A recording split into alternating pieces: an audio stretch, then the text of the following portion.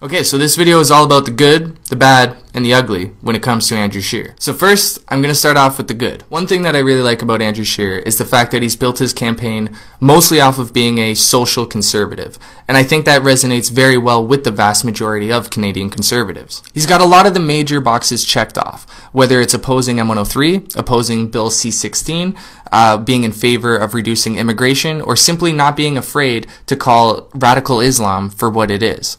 Andrew Scheer is also a very good speaker as well. He doesn't come across robotic, he comes across very composed, and he always ends everything with a smile. I think it's really important for conservatives to be able to put a positive touch on the message that we're trying to send, because you know how the liberals operate. They always want to make the right seem like the bad guys. So I think Andrew Scheer does a very good job of representing conservatives in a positive way. And the guy has a really good sense of humor as well. I've seen him throw out a number of zingers towards the liberals, just tearing them apart, and I think this is going to do very well to counteract the charm of Justin Trudeau. I think a lot of the millennials will warm up to the fact that Andrew Scheer seems very comfortable, very witty, and not afraid to make fun of the left. And now we'll move on to the bad. As of yet, Scheer hasn't provided any innovative strategies in terms of stimulating the economy, especially in regards to the middle class. His policies seem very bland to me, kind of vanilla, and there's just nothing that really stands out. Another thing I don't like about Andrew Scheer is the fact that he doesn't really speak from the heart.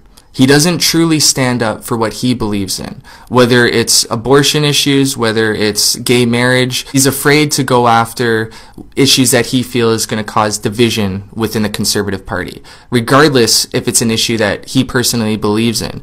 I understand his pragmatic approach is to unify the party, but what that ends up doing is silencing those who have passionate beliefs on what he would consider divisive issues. And going forward, I'm not too sure what issues are going to be considered divisive and what issues are going to be considered unifying. I think as a leader, you should go for what you truly believe in. You should promote ideas and policies that are dear to you. And that's what resonates with people, is following a leader who's not afraid to say what's on his mind. Look at how Donald Trump was able to captivate the voters in America. Look at how Donald Trump was able to get voters out there that otherwise never would have been. It's because he said what was on his mind. And so now we'll get into the ugly. Andrew Scheer, immediately after winning, took down his campaign policies from his website. So I can only assume that they're going to be modifying it. And I can only assume that it's going to be a slightly watered down or more left-leaning type of policy than what we've seen before. Why I say this is because now that he's secured his base in the right, it's time to go after the guys in the center. It's time to go after liberal voters. And how do you do that?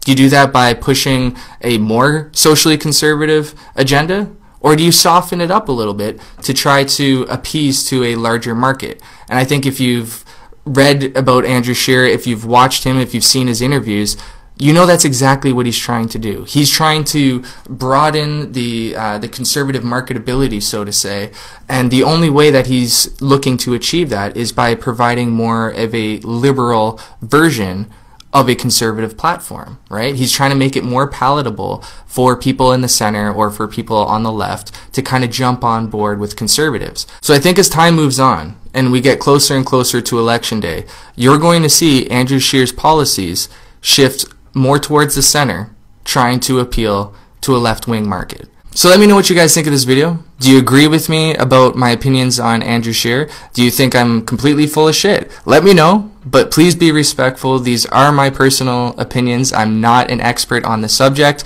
but I do care very much about Canada, and I'm very interested, and I enjoy giving you guys my opinion. I enjoy sharing the information and seeing what everybody else has to say. So I hope you enjoyed the video, guys, and until the next time, have a good one.